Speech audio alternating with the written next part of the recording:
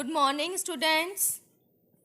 I am your EVS teacher Anuradha Rajput, and today I will teach you chapter number 16, Shelter for Animals and Birds. In this chapter, we will study about animals and their habitats, birds and their nest. As like human beings, animals and birds also need to protect themselves from heat, rain, cold and enemies. So they make shelters to protect them. Animals shelters are known as animals habitats and birds shelters are known as nest. Human being की तरह जो animals और birds होते हैं उनको heat, rain, cold और enemies से खुद को प्रोटेक्ट करने के लिए शेल्टर की ज़रूरत होती है और इसलिए वो शेल्टर बनाते हैं। एनिमल्स के जो शेल्टर्स होते हैं उनको हम एनिमल हैबिटेट्स बोलते हैं और जो बर्ड्स के शेल्टर होते हैं उनको नेस्ट बोलते हैं। Now animals and their habitats. The surrounding area or the environment in which animals live is called animals habitat. Surrounding area और इन्वायरमेंट जिसमें कोई एनिमल रहता है उसको हम एनिमल्स हैबिटेट कहते हैं। The living condition in each of these habitats are very different.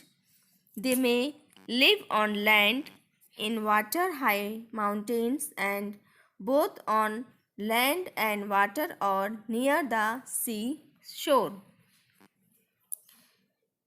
Her animals की जो लिविंग कंडीशन होती हैं वो अलग अलग होती हैं और इसीलिए उनके जो हैबिटेट्स होते हैं वो भी अलग अलग होते हैं। जो एनिमल्स होते हैं वो लैंड पर भी रहते हैं, वाटर में रहते हैं, हाई माउंटेन्स पर रहते हैं और कुछ एनिमल्स ऐसे होते हैं जो वाटर और लैंड दोनों जगह रहते हैं। Hence animals survive in their surrounding by developing certain characteristics. This is called adaptation. कुछ एनिमल्स जहाँ पर वो रहते हैं अपने सराउंडिंग में उसमें सरवाइव करने के लिए अपने अंदर कुछ कैरेक्टर्स को डेवलप करते हैं और ये जो कैरेक्टर्स होते हैं डेवलप किए हुए इसको हम बोलते हैं adaptation. Now, animals living on land. Animals that live on land are called terrestrial animals. They live in different types of shelters. वो animals जो land पर रहते हैं उन animals को हम terrestrial animals बोलते हैं और इनके shelters अलग अलग टाइप के होते हैं। In rock caves, lions, bears, tiger and foxes live in rock caves. The caves in which lions and bears live are called dens. Lions, bears, tigers और जो foxes होते हैं वो rock caves में रहते हैं और lions और bears की जो rock caves होती हैं उनको हम dens बोलते हैं।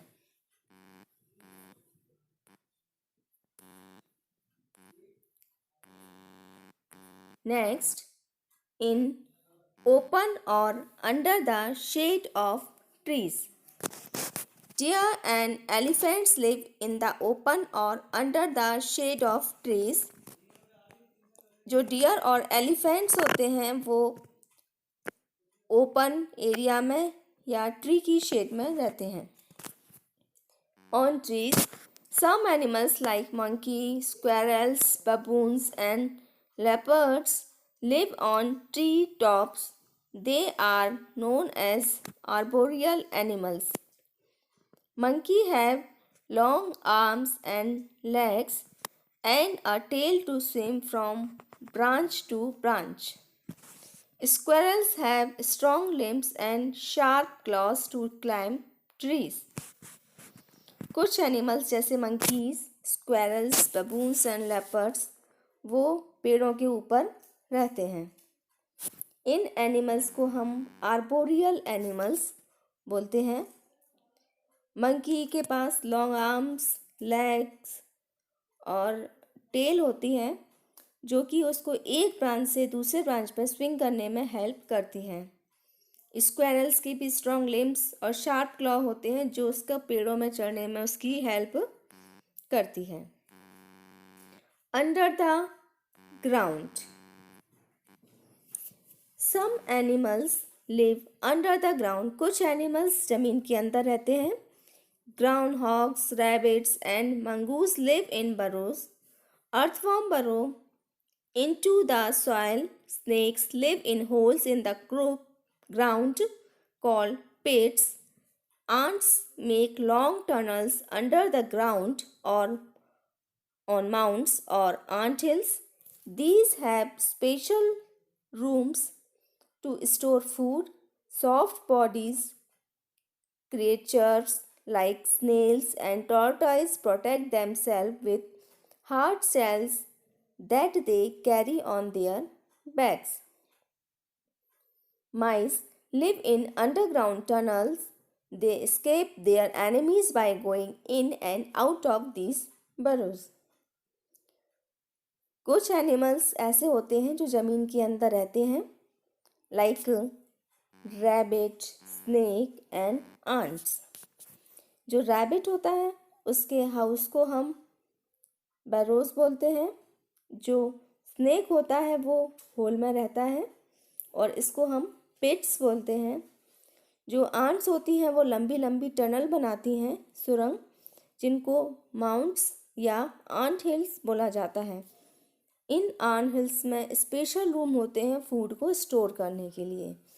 कुछ सॉफ्ट बॉडीड जो क्रिएचर्स होते हैं जैसे कि स्नेल और टॉर्टॉइस, ये अपने आप को प्रोटेक्ट करने के लिए इनकी पीठ पर हार्ड शेल्स होती हैं जिससे वो अपने आप को प्रोटेक्ट करके रखते हैं। चूहे होते हैं वो अंडरग्राउंड टनल्स में रहते हैं। Next, in desert, animals like camels and hedgehogs are found in the deserts. Camel can live without food and water for 3-4 days. Deserts mean रेगिस्तान। वो एनिमल्स जो डेजर्ट्स में रहते हैं लाइक कैमल जो होता है वो विदाउट फूड और वाटर के लगभग 3 to 4 days तक रह सकता है। Most desert land animals are nocturnal, that is, they come out at night to feed. They burrow into the sand or hide in rocky areas. They drink dew in the morning. जो बहुत सारे desert animals होते हैं वो nocturnal होते हैं, means वो रात में ही खाना खाने के लिए बाहर आते हैं। ये दिन भर रॉकी केव्स या जो सैंड में बरोज बनाई जाती है उनमें छुपे हुए रहते हैं और मॉर्निंग के टाइम पर वो जो ड्यू होती है उसको पीने के लिए बाहर आते हैं। And hides in their shelter away from the heat during the day. और दिन भर जो गर्मी होती है, हीट होती है, उससे बचने के लिए ये अपने शेल्टर में दिन भर छुपे रहते हैं। In very cold region, the polar bear, seal and Arctic fox are some animals that live in very cold region. They make den in the snow. They sleep through the cold winter months. This long winter sleep is called hibernation. We build shelters for domestic animals. We keep sheep and goats in farms. We build sheds for cows and buffaloes. We make stable for horses, dogs and cats live with us as pets. वो animals जो बहुत ज़्यादा cold region में रहते हैं like polar bear, seal और Arctic fox, ये बर्फ़ में डैन बनाकर रहते हैं और कोल्ड विंटर मंथ्स में ये लगभग काफ़ी टाइम अपना सोते हुए निकालते हैं और इनकी जो लॉन्ग विंटर स्लीप होती है उसको हम हाइबरनेशन कहते हैं। कुछ डोमेस्टिक एनिमल्स ऐसे होते हैं जिनके लिए हम खुद ही घर बनाते हैं। जैसे शीप और गोट्स के लिए जो हम शेल्टर्स बिल्ड करते हैं उनको हम फार्म्स बोलते हैं। जो काऊ और बफेलोज़ के लिए शेल्टर बिल्ड करते हैं उनको शेड्स बोलते हैं। और हॉर्सेस के लिए जो हाउसेस बनाए जाते हैं उनको हम स्टेबल बोलते हैं। डॉग्स और कैट्स हमारे साथ एज अ पेट रहते हैं।